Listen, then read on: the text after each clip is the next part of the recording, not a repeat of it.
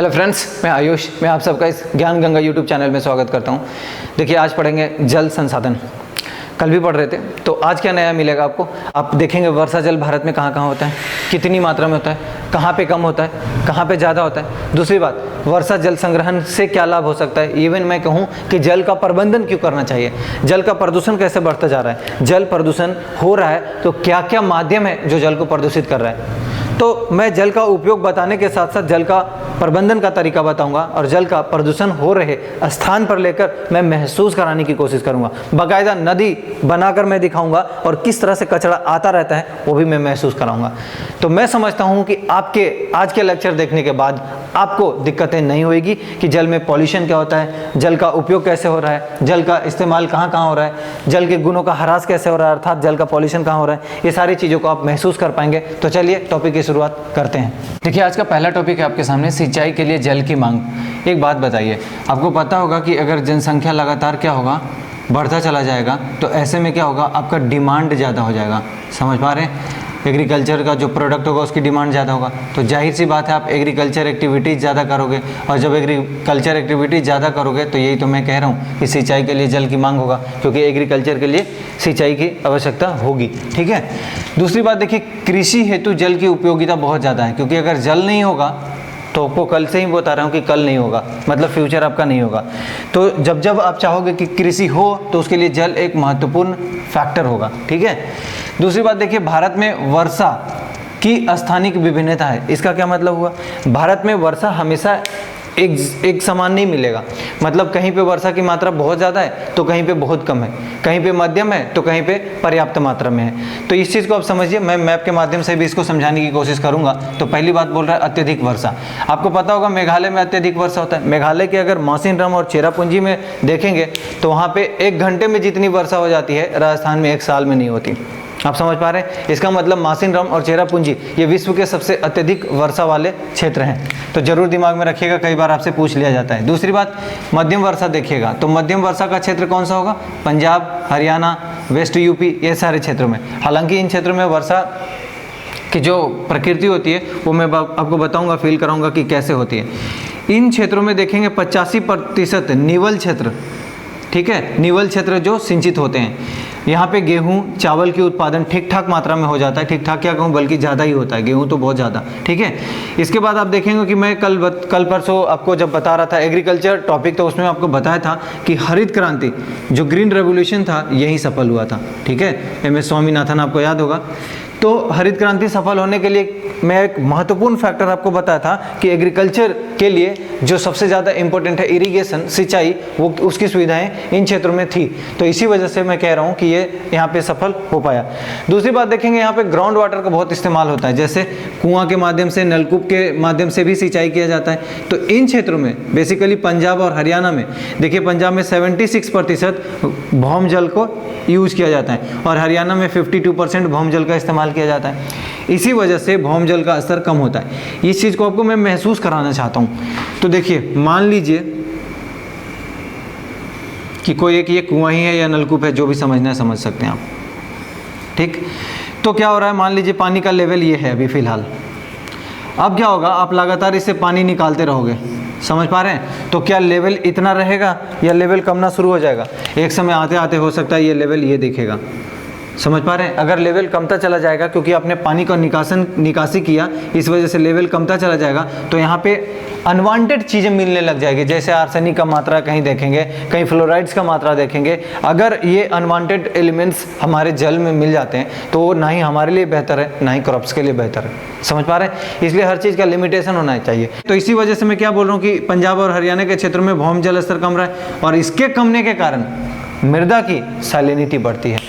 आप समझ पा रहे हैं। सैलिनिटी बढ़ने का एक और फैक्टर है, आप बहुत ज़्यादा यूरिया इस्तेमाल कर रहे हैं। नेक्स्ट टॉपिक देखिए, पर्याप्त वर्षा। पर्याप्त वर्षा कहाँ कहाँ होगा, बंगाल में होगा और बिहार में होगा। लेकिन दिक्कत यहाँ इन दोनों प्रदेशों में दिक्कत क्या है, देखिए मानसून की अनियमितता है। इसका मतलब जब वर्षा चाहिए होगा तो वर्षा नहीं मिलती, और जब नहीं चाहिए होगा तब मिलती है। ऐसे में समस्याएं हो जाती है। देखिए यहाँ पे बाढ़ की भी समस्या है, क्योंकि बंगाल में आपको बताया था दामोदर नदी है, और दामोदर नदी को बंगाल का शोक कहा जाता है। इसी तरह से कोसी नदी को बिहार का शोक कहा जाता है, क्योंकि ये दोनों अपने मार्ग से विचलित हो जाती है। अगली बात देखिए, सूखा। सूखा का मतलब क्या हुआ, अगर जहाँ पानी की कमी आ जाए तो दक्षिणी बिहार में ये देखने को मिलेगा आपको। अगली बात देखिए, यहाँ पे चावल हो गया, गन्ना, जूट, ये सारे क्रॉप्स यहाँ पे होते हैं बिहार और बंगाल के क्षेत्र में। आपको पता होगा कि भारत में सबसे ज़्यादा जूट अगर कहीं होता है तो वह है बंगाल। लेकिन इनके लिए क्या होता है, जल की अत्यधिक आवश्यकता होती है। तो एक समस्या होता है अगर जल सही समय पर नहीं मिला तो, वैसे तो अगर मिल जाएगा तब तो हो ही जाता है। यहाँ भी आप देखेंगे कि बिहार और बंगाल के क्षेत्र में जल की बहुत ज़्यादा निकासी होने की वजह से आर्सेनिक की मात्रा बढ़ रही है। मैं क्या बोल रहा हूँ, आर्सेनिक की मात्रा बढ़ रही है। मैं इसको लिखा हूँ कहीं पे तो मैं बता दूंगा वहीं पे इसको, ठीक। अगली बात देखिए, कम वर्षा मतलब क्या हुआ, कम पानी। तो अगर कम वर्षा होगा जाहिर सी बात है वो सूखा प्रभावित क्षेत्र होगा। ऐसे में भारत का कौन सा क्षेत्र है, तो देखिए दो क्षेत्र, एक तो दक्कन की पठारी क्षेत्र और दूसरा उत्तर पश्चिमी भारत का क्षेत्र। अगर सिंचाई के लिए पानी चाहिए और पानी की मात्रा नहीं है तो आप क्या बोलोगे, सिंचाई नहीं हो पाएगा। और अगर सिंचाई ही नहीं कर पा रहे हो तो फसल का उत्पादन नहीं होगा, क्योंकि जिस क्षेत्र की मैं बात कर रहा हूँ जहाँ पे कम वर्षा है वहाँ पे ग्राउंड लेवल भी कम है, पीने के लिए पानी की समस्या है, तो आप एग्रीकल्चर एक्टिविटीज़ कैसे कर सकते हैं। तो जो मैं आपको ये चीज़ बता रहा हूँ मैं एक बार आपको मैप में फील कराने की कोशिश करता हूँ। तो आइए, तो अब देखिए आपको मैं बता रहा था कि किस क्षेत्र में वर्षा की मात्रा कितना है। अगर मैप के माध्यम से अगर एक बार आप देखेंगे तो मैं समझता हूँ आपको लंबे समय तक याद रहेगा। सबसे पहले अपना प्यारा भारत, आपको पता होगा कि भारत में मानसून किधर से आता है, इस साइड से। तो पहला मानसून अभी देखे होंगे केरला में शुरू हुआ है जून में ही। तो इस तरह से मानसून आता चला जाता है, तो इधर के क्षेत्र में तो वर्षा की मात्रा होती है। यहाँ पे देखेंगे अरावली है, तो अरावली मान लीजिए यहाँ पे अरावली है, तो यहाँ पे मानसून इधर जाने के बजाय ऐसे चली जाती है, समझ पा रहे हैं। अगर मानसून यहाँ पे प्रभावित होती है तो राजस्थान के क्षेत्र में बारिश नहीं होगा। इसी वजह से राजस्थान का क्षेत्र में मरुस्थल है, थार मरुस्थल। इसका मतलब अगर डेजर्ट है तो क्या बोलेंगे आप, कम वर्षा का क्षेत्र। तो भारत में कम वर्षा का क्षेत्र क्या बोलेंगे, पहला तो आपको ये मिल गया, दूसरा दक्कन का पठार, महाराष्ट्र और कर्नाटक के आसपास की। दूसरी बात देखिए, अत्यधिक वर्षा कहाँ होगा, मैं आपको बता रहा था मेघालय। मेघालय में इस तरह से देखिएगा तो बंगाल की खाड़ी से जो मानसून जाएगी उसकी वजह से बहुत ज़्यादा वर्षा होती है। दोनों जगह का नाम याद रखना है, चेरापूंजी भी और मासिनराम भी। हो सके अगर आपके पास एटलस है तो जाइए मासिनराम चेरापूंजी ढूंढिए और उसको अंडरलाइन कीजिए, थार मरुस्थल ढूंढिए, अंडरलाइन कीजिए, ज़्यादा बढ़िया रहेगा आपके लिए। अगली बात अगर देखेंगे तो न्यूनतम या मिनिमम की बात कर ही लिया, मैक्सिमम की बात कर लिया, अब मध्यम की बात कीजिए। मध्यम में देखिएगा तो इन सारे राज्य आ जाएंगे, ठीक है। इधर के जो क्षेत्र होंगे, इधर के क्षेत्र होंगे वो भी आ जाएंगे। लेकिन अगर पर्याप्त की बात करोगे तो पर्याप्त इस पूरे जो भी मतलब आपका ये बेल्ट होगा, नदी घाटी होगा, जहाँ पे नदी का जो क्षेत्र देखेंगे, अपवाह क्षेत्र देखेंगे, तो बेसिकली जो नदी अपवाह क्षेत्र होता है वैसे ही वहाँ की ग्राउंड लेवल ठीक ठाक रहती है, कम नहीं होती है, ठीक। तो इस तरह से इसीलिए मैं कह रहा हूँ कि जल संसाधनों का वेस्टेज नहीं होना चाहिए, और इसी की वजह से, इन्हीं जल संसाधनों की वजह से आपको रोटी कपड़ा मिल रहा है, मकान मिल रहा है। अगली बात आप देखिए, कुआं और नलकूपों से सिंचाई। तो सबसे पहले आपको समझना होगा कि कुआं और नलकूपों से सिंचाई कहाँ कहाँ ज़्यादा होती है। भारत में अगर देखेंगे तो गुजरात में मैक्सिमम होता है, कितना, 87% के लगभग, ठीक है। तो ये देखिए इंडिया में मैक्सिमम है। ये कई बार क्वेश्चन आपसे पूछेगा तो आप जरूर आंसर कर पाएंगे। दूसरे नंबर पर है राजस्थान, 72%। राजस्थान होना भी चाहिए क्योंकि यहाँ पे जल का मात्रा कम है, तो ऑब्वियस सी बात है कि ग्राउंड वाटर का इस्तेमाल ज़्यादा होगा। Madhya Pradesh 66%, Maharashtra 65%, UP 58%, WB 57.6%, Tamil Nadu 54%। और ये तमिलनाडु साउथ इंडिया में मैक्सिमम इस्तेमाल होता है। तो ध्यान रहे ये बात, और ये बात कम से कम जरूर याद रखना चाहिए। अगली एक और बात, चूंकि आपको पता होगा राजस्थान का क्षेत्र और महाराष्ट्र का क्षेत्र, यहाँ पे क्या होता है, यहाँ पे जल में देखेंगे तो बहुत ज़्यादा मात्रा में क्या होता है, फ्लोराइड्स होता है। ये अच्छी संकेत नहीं है, ठीक है। ये एक तरह से जो पानी आप पी रहे हो उसमें फ्लोराइड्स का मात्रा है, इसका मतलब वो पानी आपके लिए अच्छा नहीं है। अगली चीज़ देखिएगा कि बिहार में और वेस्ट बंगाल में आर्सेनिक का मात्रा बहुत ज़्यादा है, और ये भी अच्छा संकेत नहीं है, ठीक है। तो इस तरह से आर्सेनिक और जो फ्लोराइड्स की मात्रा है उनको कम करने के लिए ग्राउंड वाटर को बढ़ावा दिया जाना चाहिए। और अगर ग्राउंड वाटर को बढ़ावा देना चाहते हैं तो उसका भी उपाय मैं आपको बताऊंगा। फिलहाल देखिए अगली टॉपिक आपके सामने, संभावित जल समस्या। जल की समस्या है, बिल्कुल है। अभी देखेंगे कि लगातार जनसंख्या के बढ़ने के कारण क्या हो रहा है कि लोगों की डिमांड बढ़ रही है, लोगों के लिए उद्योग की लगातार डेवलपमेंट हो रही है, उद्योग की अवस्थिति बढ़ती चली जा रही है। साथ साथ आप देखेंगे कि कृषि एक्टिविटीज बढ़ती चली जा रही है। जाहिर सी बात है आप उर्वरक डालोगे, कीटनाशक डालोगे, और अगर उद्योग लग रहे हैं तो उसके कचरे निकलेंगे। ऐसे में क्या होगा, जो आपके लिए सीमित मात्रा में मीठे जल या अलवणीय जल है लगभग 3%, हालांकि उससे कम एक्चुअली, तो वो क्या होगा, वो भी इम्पैक्ट करेगा, वो उस पर मतलब उसको आप पॉल्यूटेड कर दोगे तो फिर और भी कम हो जाएगा ना। मैं उसी के बात करना चाहता हूँ, उसी के संदर्भ में बात करना चाहता हूँ। देखिए, लगातार बढ़ती जनसंख्या से प्रति व्यक्ति जल की उपलब्धता क्या हो रहा है, कम हो रहा है।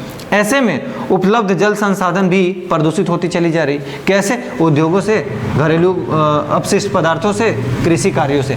अब बोलोगे कृषि से कैसे, तो मैं आपको बता देता हूँ भाई साहब। कृषि में आप उर्वरक इस्तेमाल करते हो, कीटनाशक इस्तेमाल करते हो। उर्वरक और कीटनाशकों के इस्तेमाल से कई बार वो बह के खेतों से बाहर जाते हैं। ऐसे में जो जलीय जीव जंतु होते हैं वो तो मरते ही है, साथ साथ उसका इम्पैक्ट हमारे ऊपर भी बहुत बुरा पड़ता है। क्योंकि ज़्यादा उर्वरक, अभी वर्तमान में एग्रीकल्चर में क्या देख रहे हैं, लगातार कृषि पद्धति में उर्वरक की इस्तेमाल ज़्यादा होने लग गया। वो मानव के हेल्थ के लिए अच्छी संकेत नहीं हो सकता है। ठीक, अगली टॉपिक क्या है, जल के गुणों का ह्रास। इसका मतलब क्या हो रहा है कि जल का जो गुणवत्ता है उसका ह्रास होता है। सीधा उसका एक मतलब है जल प्रदूषण से। जल प्रदूषण होगा तो जल की गुणवत्ता का ह्रास अपने आप होगा। तो देखिए, जल प्रदूषण बढ़ रहा है। दूसरी बात, आपसे सवाल पूछूंगा कि जल प्रदूषण क्यों बढ़ रहा है। तो देखिए, जल में बाह्य अपशिष्ट पदार्थों के मिल जाने से जल प्रदूषण बढ़ता है। जैसे कुछ सूक्ष्म जीवों के मिलने से, कुछ औद्योगिक और रासायनिक अपशिष्ट पदार्थों के मिलने से, कुछ विषैले पदार्थ को मिलने से, जो कि झीलों या फिर सरिताओं या फिर नदियों से होते हुए समुद्र में आएगा या महासागर या सागर में आएगा। और ये सागर से आने के बाद क्या होगा, इसका प्रभाव क्या होगा, जलीय जीव की मृत्यु, ठीक है, पशुओं की मृत्यु, पक्षियों की मृत्यु, मानव पर भी बुरा इम्पैक्ट पड़ेगा। क्योंकि मानव क्या करते हैं, सी फूड्स ग्रहण करते हैं। देख रहे होंगे एक मछली।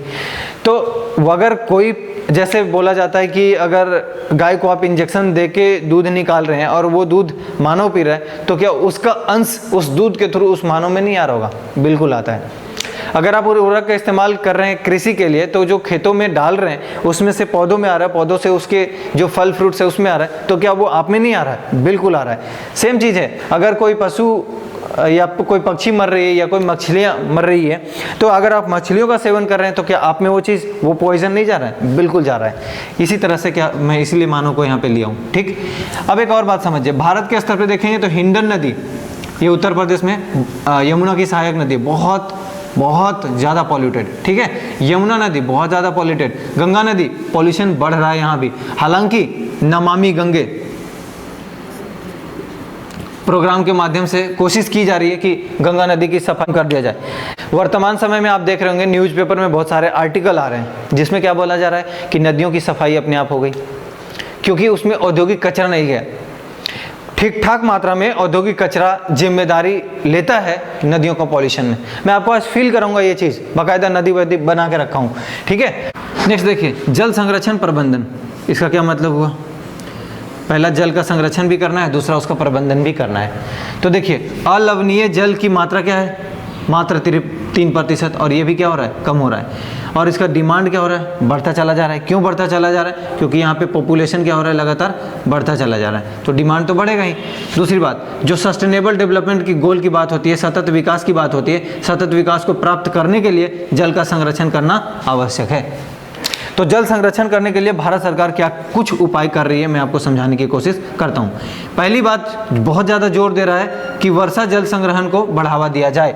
वर्षा जल संग्रहण के लिए अगर देखेंगे तो तमिलनाडु राज्य है जो बहुत ज़्यादा एक्टिव है। समझ पा रहे हैं, वर्षा जल संग्रहण उन लोग बहुत ज़्यादा करते हैं, तो दिमाग में रखने के लिए जरूर एक बार कोट कर लीजिए तमिलनाडु। आपको मैं बताता हूँ, जो औद्योगिक कार्य होते हैं वहाँ पे जल का उपयोग बहुत ज़्यादा मात्रा में होता है। क्योंकि मैं एक इंजीनियरिंग बैकग्राउंड से हूँ, मैं रहा हूँ मोनेट इस्पात एनर्जी लिमिटेड में काम करता था, तो मैं उसमें मैं बहुत करीब से देखा हूँ इन चीज़ों को। बहुत ज़्यादा वेस्ट होता है पानी का।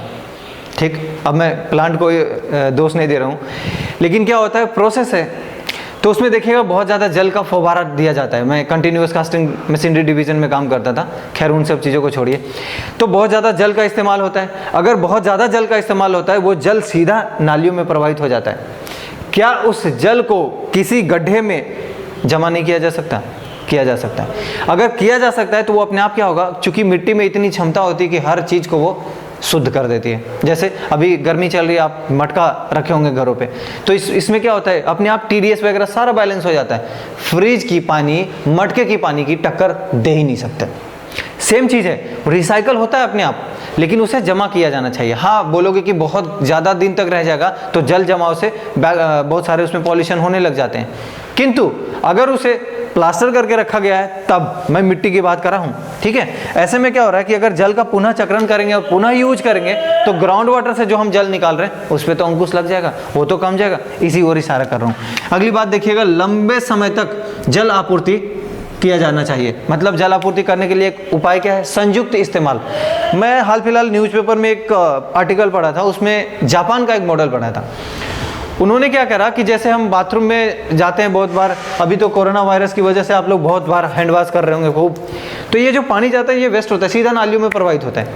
जापानीज क्या कर रहे हैं, उस पानी को वो इकट्ठा करते हैं, मतलब वेस्ट नहीं होने देते, और उसका इस्तेमाल वॉशरूम में कर लेते हैं। आप समझ पा रहे हैं, नहाने के लिए नहीं, जो फ्लैश करने के लिए यूज होता है उसमें इस्तेमाल कर लेते हैं। तो कितना अच्छा है ये, वहाँ भी वेस्ट होता है, यहाँ भी वेस्ट होता है, तो उन्होंने बचाया। अभी एक जो नया कंसेप्ट आया हुआ है आरओ का, आप देखते होंगे हर घर में लगभग आरओ है, और 1 लीटर पानी को शुद्ध करने के लिए शायद 3 लीटर या 2 लीटर पानी वेस्ट होता है, अगर बेकार वाला आरओ है तो। कुछ आरओ है तो ऐसे ही लगभग है, लेकिन लगभग 3 लीटर पे 1 लीटर फिल्टर होता है। इसका मतलब आप 1 लीटर पानी निकालने के लिए 3 लीटर पानी वेस्ट कर रहे हैं, तो ये सारे जो संकेत हैं वो अच्छे संकेत नहीं है। क्लियर है। अगली बात आप देखिए, नेक्स्ट बात बोल रहा है कि जल संभर प्रबंधन करना। जल संभर प्रबंधन क्या होता है उसको समझिए। देखिए, धरातलीय जल के साथ साथ भौम जल संसाधनों की दक्ष प्रबंधन होना चाहिए। बहते हुए जल को रोका जाना चाहिए। कैसे रोकेंगे, तालाब बना दीजिए, कुआं बना दीजिए और उसमें डायरेक्ट पानी को भेज दीजिए। तालाबों की संख्या को बढ़ा दीजिए तो रुक जाएगा। अब ये सब कैसे कर सकता है, सरकार इतना बिजी है, मैं आपको समझाता हूँ कैसे किया जा सकता है। इन सबको करने के लिए भारत सरकार मनरेगा योजना चलाई है, उसी का एक छोटा वाला भाई आया अभी, गरीब कल्याण रोजगार अभियान, बिल्कुल हूबहू है लगभग, ठीक, और मात्र 125 दिन के लिए। 125 दिन में पूरा भारत चेंज, बाकी देखेंगे जो होगा। तो मेरे हिसाब से इनके माध्यम से, इन दोनों योजनाओं के माध्यम से इस पे बहुत ज़्यादा काम किया जा सकता है।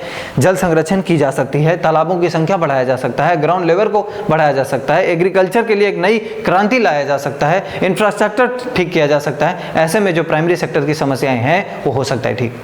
और पंचायती राज को अधिकार है ये चीज़ योजनाएं बनाने की, और वो तो उल्टा आप देखे होंगे कि ग्राउंड लेवल से योजना वहाँ पे बनती है, तो बिल्कुल ठीक किया जा सकता है। आप पॉलिटी पढ़े होंगे तो सब चीज़ को कनेक्ट कर पा रहे होंगे। तो अगली बात देखिए, जल प्रदूषण का निवारण। इसका मतलब जल प्रदूषण को कैसे ठीक किया जाए। बहुत बार पढ़े होंगे आप जल प्रदूषण, मैं थोड़ा अचूक पढ़ाऊंगा, अद्वितीय तरीके से पढ़ाऊंगा। फील कीजिए, सबसे पहले जल इस्तेमाल कहाँ होता है, जहाँ उपयोग होगा वहीं पॉल्यूशन होगा ना भाई। तो सबसे पहले उपयोग कहाँ होता है उसको हम जानेंगे। कृषि में होता है क्या, घरेलू कार्यों में होता है क्या, उद्योगों में होता है क्या, पीने के लिए इस्तेमाल होता है क्या, बिल्कुल चारों जगह होता है, ठीक। अब मैं आपको बताता हूँ, कृषि में अगर उपयोग होता है तो पानी पॉल्यूटेड कैसे हो गया, क्योंकि आपने कृषि में उर्वरक और कीटनाशक जो डाल दिया है ना। दूसरी बात क्या मैं बोल रहा हूँ कि घरेलू पदार्थ, जो घरेलू वेस्टेज निकलता है, घरेलू ठोस अवशिष्ट पदार्थ निकलता है, वो उसमें मिल जाता है उस पानी में, तो वो भी पॉल्यूटेड हो गया। साथ साथ उद्योगों में देखेंगे जो वेस्ट मटेरियल होता है वो भी क्या होता है, प्रवाहित कर दिया जाता है डायरेक्ट नदियों में। आप उद्योगों की बात करूँ तो केमिकल इंडस्ट्री, जो आप जितने कलर का शर्ट पहनते हो या फिर अलग अलग टाइप की जो भी आपका पोशाक रहता है, उन सबों में देखेंगे अलग अलग कलर है। डाइंग करते हुए बहुत ज़्यादा पानी का वेस्टेज होता है, आप समझ पा रहे हैं। तो यहाँ पे वेस्ट में, और वो कलर जो आता है वो सीधा प्रवाहित हो जाता है। आपको यकीन नहीं होगा कि आप लोग जो फेस वॉश या वगैरह जितने भी हम शैम्पू या साबुन जितने ज़्यादा यूज करते हैं, उतना ज़्यादा परेशानी होती है जलीय जीवों को अपने सर्वाइव करने में उनको। लेकिन हमें क्या है, हमें तो दूर दिखना है, तो इसलिए थोड़ा इन चीज़ों को कम कीजिए। यहाँ पे देखिए यूरिया, यूरिया कैसे पीने के पानी में, ये यूरिन के माध्यम से यूरिया का इस्तेमाल हो रहा होता है, बाहर हम छोड़ रहे होते हैं। तो ऐसे में इन सारी वजह से क्या होता है, जो पानी में मिल जाता है वहाँ पे वेस्ट मटेरियल आता है। मैं आपको एक नदी के माध्यम से समझाने की कोशिश करूँगा। सबसे पहले मान लीजिए कोई एक नदी है, ये नदी कहीं पर्वतीय क्षेत्र से निकल रही है, यहाँ से ऐसे निकल रही है, तो इस तरह से ये जा रही है पर्वतीय क्षेत्र से, लेकिन यहाँ के बाद आप क्या देखोगे, ये मैदानी क्षेत्र है, और इस तरह से यहाँ पे क्या देखोगे, ये मुहाना बन जाएगा, यहाँ पे आके डेल्टा वगैरह का निर्माण हो जाएगा। अब मैं आपसे पूछता हूँ, मैदानी क्षेत्रों में और पर्वतीय क्षेत्रों में नदी की अवस्थाएं पढ़ोगे आप, युवावस्था, प्रौढ़ावस्था, वृद्धावस्था, ये सारी चीजें। तो अब देखिए ये पर्वतीय क्षेत्र है, जैसी पर्वतीय क्षेत्र से मैदानी क्षेत्र में आएंगे डेफिनेटली गति कम हो जाएगी, क्योंकि मेरे दोस्त यहाँ पे ऐसे इंक्लाइंड है, और यहाँ पे मैदानी क्षेत्र में मस्त ऐसे जाएगा, तो गति तो कम हो जाएगा। आप दिमाग में रखिएगा, नदी प्रवाह में आपको समझाने की कोशिश करूंगा और बहुत सारी कंसेप्ट लगाऊंगा। बिल्कुल अगर आप चौकन्ना रहेंगे तो आज के बाद कभी नहीं भूलेंगे। तो पर्वतीय क्षेत्र में मैं क्या बोला यहाँ दोस्त, गति ज़्यादा होगा, मैदानी क्षेत्र में गति कम होगा। क्लियर है ये बात?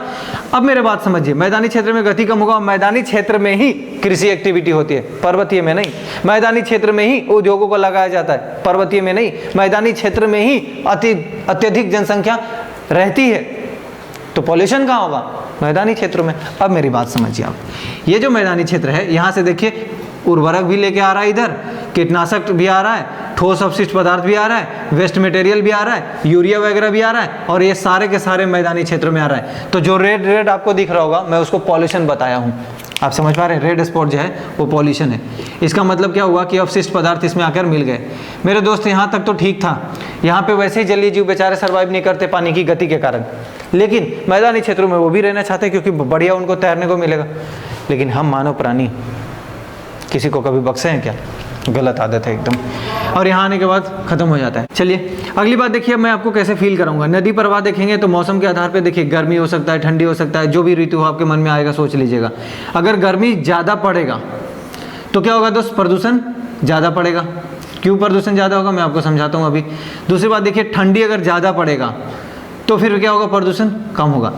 मेरे दोस्त अगर गर्मी बहुत ज़्यादा पड़ता है तो आप देखे होंगे नाली जो आपके घर के आसपास होता है, नाला कह लीजिए, नाली कह लीजिए, सूख जाता है और कचरा वहाँ पे क्या होता है, जमा हो जाता है। क्यों? वहाँ पे पानी लगातार वाष्पीकरण हो रहा होता है ना। सेम चीज़ है, अगर पानी ही कम है तो पॉल्यूशन ज़्यादा होगा क्योंकि वो फ्लो नहीं होएगा ना। समझ पाए?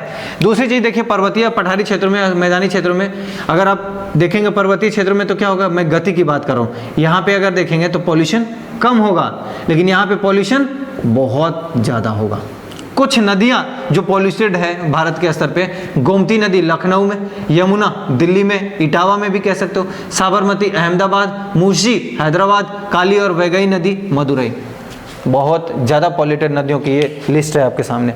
ठीक, अब एक बात समझिए मेरे दोस्त, जैसे जैसे आप पर्वतीय क्षेत्र से, पठारी क्षेत्र से, मैदानी क्षेत्र से बढ़ते चले जाएंगे ऐसे इधर, तो क्या होगा, पानी की गति तो कम जाएगी, कचरा का मात्रा बढ़ जाएगा, प्रदूषण क्या होगा, बढ़ जाएगा। इसीलिए पॉल्यूशन अगर कोई पूछे तो आप कहेंगे कि मैदानी क्षेत्रों में पॉल्यूशन बहुत ज़्यादा होता है। आप पूरी रीजन समझ पा रहे होंगे शायद। अगली बात देखिए, इसके लिए सरकार क्या कर रही है। सरकार जल अधिनियम 1974 लाई थी प्रदूषण निवारण और नियंत्रण के लिए। दूसरी बात, पर्यावरण सुरक्षा अधिनियम 1986 में लाया गया, ये भी इससे भी जल पॉल्यूशन को कम करने की कोशिश की गई। जल उपकर अधिनियम 1977 में लाया गया ताकि प्रदूषण को कम किया जाए। वर्तमान समय में 2019 में अब नया जल शक्ति मंत्रालय ही बना दिया गया। ये सारी समस्याओं को अब निपटाने में सक्षम होगी, कोशिश करेगी। तो इस तरह से ये जल संसाधन का पार्ट बी था। एक पार्ट और आएगा, पार्ट सी, क्योंकि योजना को कनेक्ट करना, मैपिंग के माध्यम से बताना, फील कराना आपको थोड़ा टाइम लगता है यार। तो मैं समझता हूँ आप समझ रहे होंगे इस परेशानी को। तो बने रहें चैनल पे, अगर कोई परेशानी हो तो बताएं, और प्लीज़ यार शेयर ज़रूर करें, लोगों तक पहुँचाएं इसको। काफ़ी मेहनत करता हूँ आप लोग के लिए, तो मैं इतनी उम्मीद तो करता हूँ कि आप हमेशा की तरह अभी भी लोगों को फॉरवर्ड कर रहे होंगे। जो लोग वंचित हैं, जो लोगों को सही तरीके की लेक्चर नहीं मिल पा रही है, या जो लोग पढ़ने में बहुत इंटरेस्टेड हैं, उनकी मदद कीजिए। कभी भी ऐसा मत सोचिएगा कि किसी और की मदद करने से आपका कम हो जाएगा, कभी नहीं कम होगा। कहा गया है ना कि जितना आप हेल्प करेंगे आपके पास उतना ही आएगा। ज्ञान बांटने से मिलता है।